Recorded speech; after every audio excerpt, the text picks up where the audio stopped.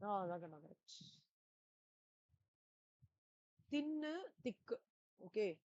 தின் வந்து வாஸ் அப்சர்வ்டுனா தின் வந்து செல்லர், திக் வந்து பர்ச்சேசர்.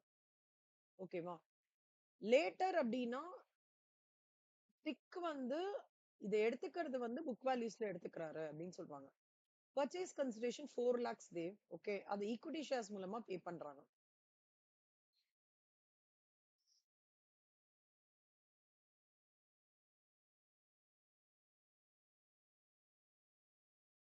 என்னப்பா? கன்ஃபார்ம்டா தேவை. கன்ஃபார்ம்டா. அப்சர்ப்ஷன், அமால்கமேஷன் எல்லாத்தோட காம்பினேஷன் இந்த சம்ல வந்துரும். ஓகேவா? சோ இதுல வந்து அசர்ட்லாம் கொடுத்துருக்காங்க, லேபிலிட்டி கொடுத்துருக்காங்க. ரியலைசேஷன் அக்கௌண்ட் ஓபன் பண்ணுங்க. ஈக்விட்டி ஷேர் ஹோல்டர் அக்கௌண்ட் பண்ணுங்க. இந்த புக்ஸ் ஆஃப் தின் அதாவது செல்லர் அக்கௌண்ட்ல இது ரெண்டும் ஓபன் பண்ணணும். திக் யாரு பையர் அக்கௌண்ட்ல ஜர்னல் என்ட்ரிஸ் போட்டு பையரோட திக் லிமிட்டடோட ஆஃப்டர் அமால்கமேஷன் இந்த நேச்சர் ஆஃப் மர்ஜர் கொடுத்துட்டான் அவனே. அப்ப வந்து மர்ஜரோட கண்டிஷன்ஸ் என்னவோ அதை நீங்க ஃபுல்ஃபில் பண்ணி ஆகணும். அவ்வளவுதான். இது சம்ம.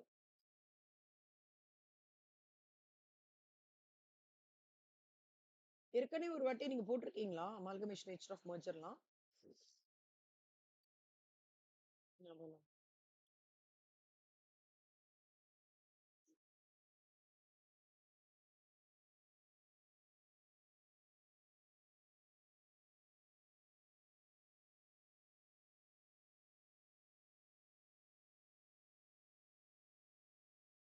பாருங்க தேவ், இதுல வந்து there is a concept called as realization account னு ஒண்ணு சொல்லுவாங்க தேவ். ஓகே. அப்படின்னா என்னன்னு சொல்றாங்க.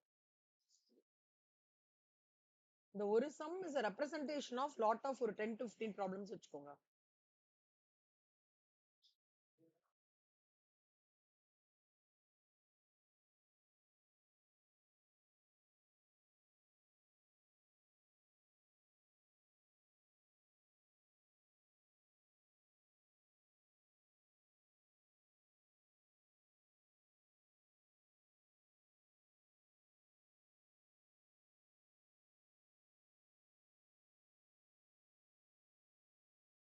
இங்க பாருங்க கண்ணா. Realisation account. Dev all assets are என்ன பேலன்சஸ்? ஆல் அசட்ஸ் ஆர் என்ன பேலன்சஸ்? All liabilities are. இப்போ இந்த இந்த ரியலைசேஷன் அக்கவுண்ட் வந்து I will make it very simple for you in terms of understanding. Okay. இங்க வந்து அசட்ஸ் என்னெல்லாம் இருக்கு தேவிங்க? Goodwill, plant and machinery, furniture. இப்போ திக் லிமிடெட் யாரு, தின் லிமிடெட் யாரு சொல்லுங்க? இல்ல யார் செல்லர் யார் பையர் சொல்லுங்க? தின்னு வந்து செல்லார். நீங்க என்ன பண்ணிக்கணும்னா செல்லாரோடது மட்டும் எடுத்துக்கணும்.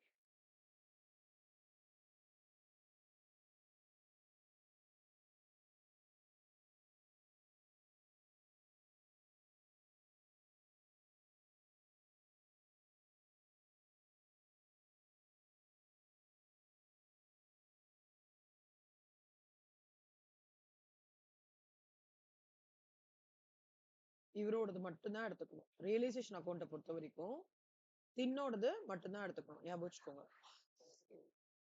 ஓகேவா? சோ குட்வில் இப்போ ஆல் அசெட்ஸ் ஆர் டெபிட் பேலன்சஸ்ல இப்ப நீங்க அந்த டெபிட் பேலன்சஸ்ல ரிவர்ஸ் பண்றதுக்கு என்ன பண்ணும்? கிரெடிட் கொடுக்கணுமா? சோ அப்ப என்ன ஆயிடும்? Debit realisation account to all assets அப்படி வந்துரும்.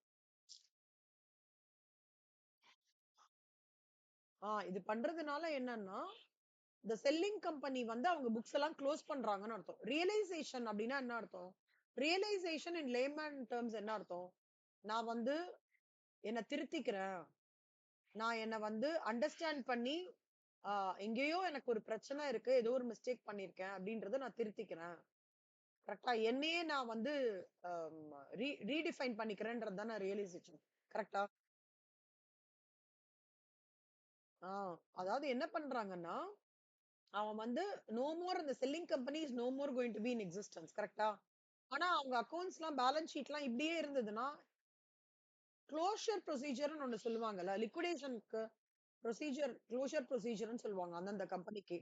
சோ இந்த ரியலைசேஷன் அக்கவுண்ட்ன்றது is the last step of closure procedure. அப்பனா என்ன பண்றான்னா, அவனோட பேலன்ஸ் ஷீட் ஐட்டம் எல்லாம் இந்த ரியலைசேஷன் அக்கவுண்ட் ஓப்பன் பண்ணி க்ளோஸ் பண்றாங்க. சோ கம்பெனி அக்கவுண்ட் என்ன சொல்றது? நீ உன்னோட அக்கவுண்ட்ஸ் எல்லாம் க்ளோஸ் பண்றதா இருந்தா, ரியலைசேஷன் அக்கவுண்ட் யூஸ் பண்ணி க்ளோஸ் பண்ணிடு. அப்பதான் வந்து இட் இஸ் அ கம்ப்ளீஷன் ஸ்டேஜ்ன்னு இண்டிகேட் ஆகும்ன்றது ரூல் சொல்றது. ஓகேவா? சோ அதுதான் இந்த ரியலைசேஷன் அக்கவுண்ட். புரியுதா அது? சோ இப்ப இங்க டெபிட்லாம் காமிச்சத வந்து இந்த பக்கம் நீங்க வந்து கிரெடிட் அ தட் இஸ் இங்க வந்து டெபிட் பேலன்ஸஸ்ன்னு இருக்கிறது. நீங்க இங்க வந்து கிரெடிட் குடுப்பீங்க. அப்ப realisation account debit to goodwill 60,000. அப்புறம் வந்து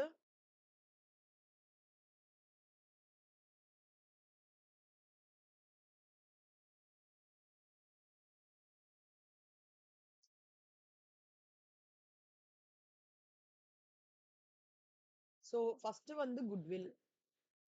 அப்புறம் பிளான்ட் அண்ட் மிஷனரி 1 லாக். அப்படியே எடுத்து எடுத்து போட்டுருவீங்க இதே அவ்வளவுதான். ஃபர்னிச்சர் 30,000. ஸ்டாக் வந்து 60,000. டெட்டாஸ் வந்து 46,000. அப்புறம் வந்து ப்ரீபெய்ட் இன்சூரன்ஸ் வந்து 6,000. Income tax refund 6,000. Cash in hand 356. Cash at bank வந்து 8,300. அப்படியே ரிவர்ஸ் பண்ணிடுறோம். அதே மாதிரி லயபிலிட்டி பாத்தீங்கன்னா sundry creditors 3456. Staff for provident fund 4,000. Provision for taxation 5,000. இந்த 3 ஐட்டம் இருக்கு இல்லையா? மத்ததெல்லாம் ஃபண்ட் எடுக்க கூடாது. அசட்ஸையும் லயபிலிட்டிஸையும் மட்டும் நம்ம we should give the reversal entries. அதான் சொல்றேன். இந்த சம்ல வந்து இன்னொன்னு என்ன சொல்லிருக்காங்கன்னா, பர்ச்சேஸ் கன்சிடரேஷன் அவன் எவ்வளவு குடுக்குறான்? 4 லாக் குடுக்குறான்ல தே. அந்த 4 லாக் வந்து நம்ம டிக் லிமிட்டட் டு ரியலைசேஷன் ஒரு என்ட்ரி போடணும். Due entry. இதுக்கு பேர் தான் டியூ என்ட்ரின்னு சொல்லுவாங்க. Tick limited to realisation. ஓகேவா தே? சோ 4 லாக். இப்போ இதோட பேலன்சிங் ஃபிகர் தான் ஈக்விட்டி ஷேர் ஹோல்டர்ஸ் 1,28,100. அப்படின்னா என்ன அர்த்தம்னா, இந்த லயபிலிட்டி போக அசட்டையும் நான் வித்து, ஓகேவா, பர்ச்சேஸ் கன்சிடரேஷனும் எனக்கு வந்ததுக்கு அப்புறம் 1,28,100 வந்து ஈக்விட்டி ஷேர் ஹோல்டர்ஸ்க்கு நான் வந்து பிரிச்சு கொடுத்துருவேன் அப்படின்னு அர்த்தம். இதான் மீனிங். அடுத்த பாயிண்ட் வந்து இப்போ ரியலைசேஷன் போட்டீங்க. இப்போ ஈக்விட்டி ஷேர் ஹோல்டர்ஸ் போடுறதுக்கு இப்போ இங்க ஏற்கனவே நீங்க அந்த 1,28,100 இருக்குல்ல, அத வந்து இங்க பை ரியலைசேஷன் அக்கௌண்ட் எடுத்துடணும். கான்ட்ரா இங்க வந்து 4 lakhs பர்ச்சேஸ் கன்சிடரேஷன் கொடுத்துருக்காங்களா, அது 2 ஈக்விட்டி ஷேர்ஸ்ன்னு வரும் இங்க. அப்புறம் பாத்தீங்கன்னா உங்களுக்கு ஆல்ரெடி சம்ல வந்து எவ்வளவு வந்து ஈக்விட்டி ஷேர் 2 lakhs கரெக்டா தே? சோ அந்த 2 lakhs இங்க வரும். ஜெனரல் ரிசர்வ் 15,000 இங்க வரும். 12,900 இங்க வரும். 9,000 ஒரு ஸ்டெப் பார்த்தோம் தெரியுமா தேவ்? நம்ம இந்த பர்ச்சேஸ் கன்சிடரேஷன்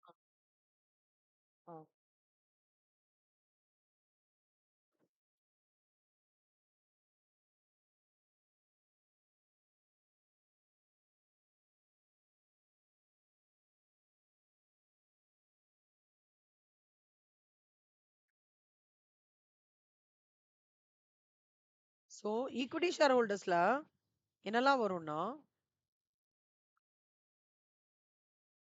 தேவ் இப்ப வந்து ஈக்விட்டி ஷேர் ஹோல்டர்ஸ் அக்கவுண்ட்ல பர்ச்சேஸ் கன்சிடரேஷன் எவ்வளவுக்கு வந்து அவன் இது பண்ணினா 4 லட்சத்துக்கு வாங்குறேன்னு சொல்லியிருக்கான். கரெக்டா தேவ்? ஆனா என்கிட்ட இந்த செல்லார் கம்பெனி கிட்ட என்ன இருக்கு? செல்லார் கம்பெனியோட ரிசர்வ்ஸ் என்னலாம்? ரிசர்வ்ஸ், அவங்களோட ஷேர் கேபிட்டல், அவங்களோட ரியலைசேஷன் ப்ராஃபிட் எவ்வளோ, அத மைனஸ் பண்ணணும். சோ என்னெல்லாம் இருக்கு? செல்லார் கம்பெனியோட ரிசர்வ்ஸ் எவ்வளவு இருக்குன்னு பார்த்தோம்னா 50, அப்புறம் 12,900, அப்புறம் 9,000. கரெக்டா தேவ்? ஆமாமா எல்லாமே கண்ணா. உங்களோட ரிசர்வ்ஸ் எல்லாமே எடுத்துக்கணும். டிவிடெண்ட் ஈக்குவலைசேஷன் ரிசர்வ்ஸ், அப்புறம் வந்து workmen's compensation fund, investment fluctuation fund எல்லாத்தையுமே எடுத்துக்கணும். ஆக மொத்தம் நான் இந்த கம்பெனியோட அக்கவுண்ட்ஸை ஃபுல்லுத்தையும் க்ளோஸ் பண்றேன் தேவ். ரியலைசேஷன் அக்கவுண்ட்ன்றது அசர்ட் அண்ட் லைபிலிட்டியை மட்டும் க்ளோஸ் பண்றது. ஓகே. ஈக்விட்டி ஷேர் ஹோல்டர் அக்கவுண்ட்ன்றது வந்து அசர்ட் லைபிலிட்டி விட்டுட்டு ஷேர் கேபிட்டல், ரிசர்வ்ஸ் அதெல்லாம் க்ளோஸ் பண்றது. அதோட பர்ச்சேஸ் கன்சிடரேஷன் என்ன இருக்கோ அதை மைனஸ் பண்ணி எடுத்துட்டு வரதுதான் வந்து இந்த ஈக்விட்டி ஷேர் ஹோல்டர்ஸ். இங்க பாத்தீங்கன்னா அவன் 4 லட்சம் கொடுக்குறேன்னு இருக்கான். இவங்க கிட்ட எவ்வளவு இருக்கு? ஈக்விட்டி ஷேர் கேபிட்டல் 2 லட்சம். அப்புறம் ஜெனரல் ரிசர்வ்ஸ் வந்து ஒரு 50,000. அப்புறம் பிஎன்எல் வந்து ஒரு 12,900 பிளஸ் ஒரு 9,000. எவ்வளவு இது? 2,71,900. அப்போ அதை தவிர ரியலைசேஷன் ப்ராஃபிட் எவ்வளவு? 1,28,100.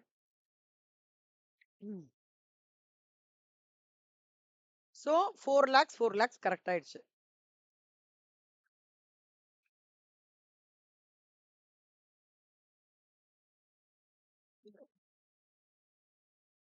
டேலி ஆகுமான்னு கேக்குறீங்களா? ம். அதான் இந்த இந்த இதுதான் போடுறோம் தேவ். அது அப்படியே இங்க லெஃப்ட்ல வருது இல்ல, 2 ஈக்விட்டி ஷேர் ஹோல்டர்ஸ். அது பை ரியலைசேஷன் இல்ல இல்ல கண்ணா, பேலன்ஸ் ஷீட் இல்ல. செல்லார் கம்பெனிக்கு வந்து ஈக்விட்டி ஷேர் ஹோல்டர் அக்கௌண்ட் தான் பேலன்ஸ் ஷீட் மாதிரி.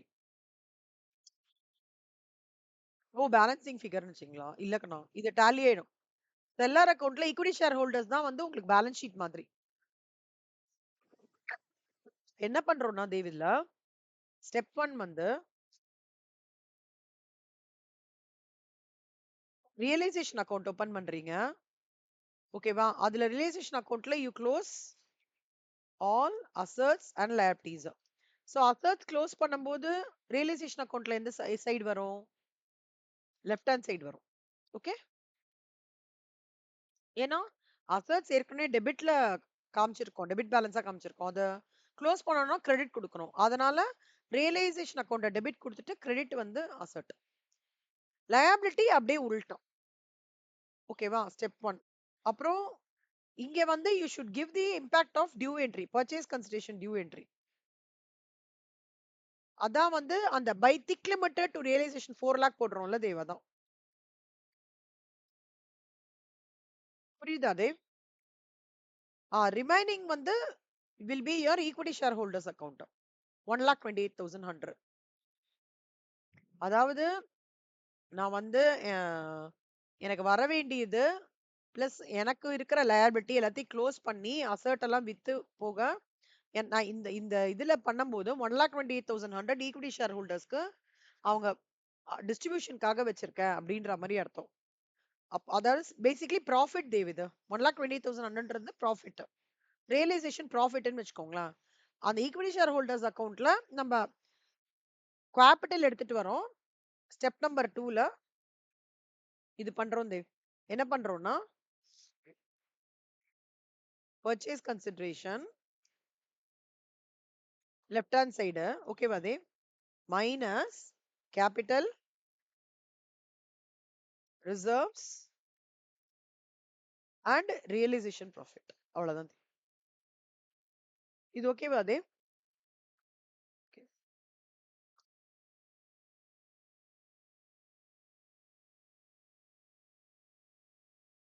இப்ப வந்து இந்த புக்ஸ் ஆஃப் பர்ச்சேசிங் கம்பெனி பாருங்க தேவ். தேவ் இப்ப நம்ம வந்து ஒரு அசெட் பர்ச்சேஸ் பண்ணா என்ன பண்ணுவோம்? அந்த அசெட் அக்கவுண்ட் டெபிட் டு யார் இது பண்றாலோ, யார்கிட்ட இருந்து வாங்குறோமோ பண்ணுவோம்ல, அதே மாதிரிதான் business purchases account debit to அந்த லிக்விடேட்டர் தின் லிமிட்டடோடது போடணும். இப்போ குட்வில் எல்லாம் வருது டேவ். இவங்களுக்கு அசெட் எல்லாம் வருதுன்னா அசெட்ஸ் ஆர் ஆல்வேஸ் டெபிட் பேலன்சஸா, அந்த அசெட் எல்லாத்தையும் டெபிட் கொடுத்துருங்க. இது வந்து இவன் இவன் point of view. Purchasing company point of view கண்ணா. Selling company point of view முடிஞ்சிடுச்சு. இப்ப பர்ச்சேசிங் கம்பெனி பாயிண்ட் ஆஃப் வியூல பர்ச்சேசிங் கம்பெனிக்கு ஒரு புதுசா ஒரு பிசினஸ் வருது. ஓகே, அப்ப business purchases to thin limited. Business வரும்போது அசெட் இல்லாம எடுத்துட்டு வரான், லைபிலிட்டி இல்லாம எடுத்துட்டு வரான். Assets are always debit balance. அதனால அசெட் எல்லாத்தையும் அப்படியே எடுத்து அங்க ரிவர்ஸ் பண்ணீங்கல்ல, இங்க அதை டெபிட் பண்றோம். ஓகேவா? சோ எல்லாத்தையும் டெபிட் கொடுங்க. லைபிலிட்டி வந்து கிரெடிட் கொடுக்கணும். டூ பிசினஸ் போட்டு ரிமைனிங் ஃபிகர் வருது இல்ல கண்ணா, அதை ஜெனரல் ரிசர்வ்னு கொடுக்க சொல்லும். இந்த டெபிட் பேலன்ஸஸ்க்கும் இந்த கிரெடிட் பேலன்ஸ்க்கும் டிஃபரன்சஸ் வந்து ஜெனரல் ரிசர்வ்னு சொல்லணும். 1,37,00,000. ஓகேவா தேவ்? அடுத்தது 3வது என்ட்ரி ரொம்ப சிம்பிள் தேவ். இப்ப வந்து ம். இது 2 என்ட்ரி முடிஞ்சிடுச்சா? இப்போ பிசினஸ் உள்ள வந்துடுச்சு, அசெட்ஸும் உள்ள வந்துடுச்சு, லைபிலிட்டீஸும் உள்ள வந்துடுச்சு, பர்ச்சேஸ் கன்சிடரேஷன் அட்ஜஸ்ட் பண்ணி ரிசர்வும் கிரியேட் ஆயிடுச்சு. இப்ப பாருங்க.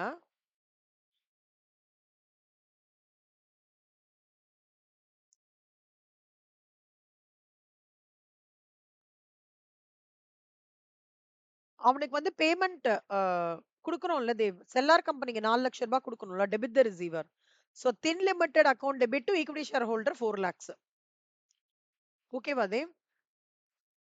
அப்புறம் அவனுக்கு அமால்கமேஷன் எக்ஸ்பென்சஸ் ஒரு 1000 ரூபாய் ஆயிருக்குன்னு சொல்றான் இல்லையா? அத வந்து ஜெனரல் ரிசர்வ்ல இருந்து எடுத்து குடுக்குறோம். General reserve to bank account 1000. அவ்வளவுதான் தேவ். இவ்வளவுதான் கேட்பாங்க உங்களுக்கு. இது வரைக்கும் புரியுறதுல்ல? சோ உங்களுக்கு எப்படி கேக்குறாங்கன்னா, புக்ஸ் ஆஃப் செல்லர்ல ரியலைசேஷன் அக்கவுண்ட்டும் ஈக்விட்டி ஷேர் ஹோல்டர் அக்கவுண்ட்டும் ஓபன் பண்ணு. புக்ஸ் ஆஃப் பையர்ல வந்து journal entries 4 journal entry. Business purchases journal entry, அப்புறம் assets and liability take over பண்ற ஜர்னல் என்ட்ரி, அப்புறம் அமால்கமேஷன் எக்ஸ்பென்சஸோட ஜர்னல் என்ட்ரி, அப்புறம் வந்து பேமெண்ட் பண்றது பர்ச்சேஸ் கன்சிடரேஷன் வந்து பேமெண்ட் பண்ற அந்த ஜர்னல் என்ட்ரி. அத 4த்தையும் வந்து நம்ம வந்து போட்டுட்டு ஜர்னல் என்ட்ரிஸ் கொடுக்க வேண்டியதுதான்.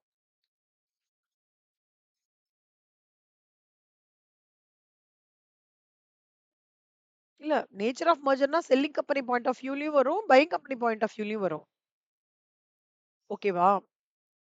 ஆனா எதுல ஒரே ஒரு டிஃபரன்ஸ் வருதுன்னா, இந்த இதுல வந்து நம்ம இந்த ஈக்விட்டி ஷேர் ஹோல்டர் அக்கவுண்ட்ல இங்க ஜெனரல் ரிசர்வ்னு போடுறாங்கல்ல தேவ். அதாவது அந்த இங்க ஜெனரல் ரிசர்வ்னு வருதுல்ல தேவ். அது மெர்ஜர்ல வரும் தேவ்.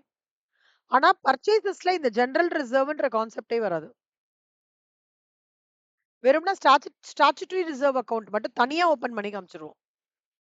அதான் இதுக்கு டிஃபரன்ஸ். இப்ப நீங்க மெர்ஜர் ஓரளவுக்கு உங்களுக்கு ஒரு ஃப்ளோ புரிஞ்சிருச்சுல்ல? நாளைக்கு நீங்க வந்து எக்ஸாம் எத்தன மணிக்கு முடியுங்கண்ணா உங்களுக்கு? தேவ் எனக்கு ஒரே ஒரு மட்டும் ஹெல்ப் பண்ணணும் தேவ். நாளைக்கு ஒரே ஒரு நாளு. நீங்க வந்துட்டு சாப்பிட்டுட்டு நான் உடனே உங்களுக்கு ஆரம்பிச்சிடுறேன். ஏன்னா நாளைக்கு வந்து நான் அவைலபிள் இல்ல தேவ். பார்ட்லி தான் அவைலபிள். சோ நாளைக்கு மத்தியானத்துல இருந்து நைட் வரைக்கும் உட்கார்ந்து ஃபுல்லும் உங்களுக்கு முடிச்சு குடுத்துடலான்னு பாக்குறேன். ஓகேவா? ஏன்னா நாளைக்கு எனக்கு ஒரு வொர்க் போட்டுருக்காங்க. அதனால அது எவ்வளவு தூரம் நான் அவைலபிளா இருப்பேன்னு தெரியல. சோ நீங்க நாளைக்கு வந்துட்டு சாப்பிட்டுட்டு ஒரே நாள் மட்டும் அட்ஜஸ்ட் பண்ணிக்கோங்க. உங்களுக்கு பாவம் ஸ்லீப் இல்லாம போயிடும். Just 1 day please adjust. உங்களுக்கு எல்லாமே தியரி ரிவைஸ் பண்ணி, ஓகே. சம்ஸ் ரிவைஸ் பண்ணி, ப்ரீவியஸ் இயர் கொஸ்டின் பேப்பர்ஸ் ஃபுல்லா நம்ம அப்படியே உட்காந்துக்கலாம். பிரேக் மட்டும் ஒரு 1/2 மணி நேரம் மட்டும் எடுத்துக்கலாம். ஓகேவா தேவ்? ஒரு எனிவேர் அதாவது 2:00 நம்ம உட்காந்துக்கிற 2:00 இல்ல 3:00 உட்காந்துக்கிற மாரி பார்க்கலாம். 3 டூ நைட் ஒரு 11 அப்படி உட்காந்துக்கலாம் தேவ். ஓகேவா? கன்டினியூஸா நடுவுல மட்டும் ஒரு பிரேக் எடுத்துக்கலாம். ஓகே கண்ணா. Thank you Dev. நல்லா பண்ணுங்க நாளைக்கு கம்பெனில. ஓகே கண்ணா. Bye by.